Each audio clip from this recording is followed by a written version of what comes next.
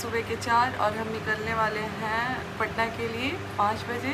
और क्योंकि टैनी का बर्थडे है, अभी तक कोई प्लान नहीं था। सडन दीदी का कॉल आया रात में कि तुम लोगों को निकलना है, टैनी का बर्थडे हम लोग सेलिब्रेट कर रहे हैं, तो तुम लोगों को आना है। सुबह पूजा भी है उनके घर पे, तो होप सो कि हम लोग टाइम से पहुंच जाएं। अभी जिस हिसाब से हम निकलने वाले हैं लग तो नहीं रहा है, तो फिर आगे का वीडियो हम दिखाते हैं आपको।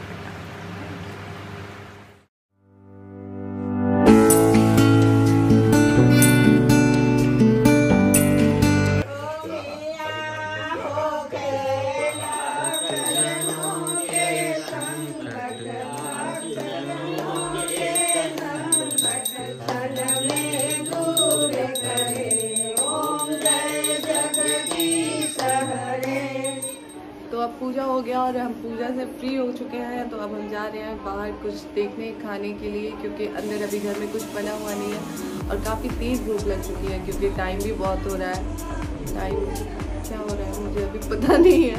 तो फिर हम जाते हैं, 9:30 हो चुका है, काफ़ी तेज़ भूख लगी है। और आज ही अभी हम पटना आ ही रहे हैं और आते ही पूजा स्टार्ट हो रखा था, तो पूजा में बैठे हम लोग, तो रास्ते का वो नहीं हुआ कि मैं आप लोगों को दिखा सकूं।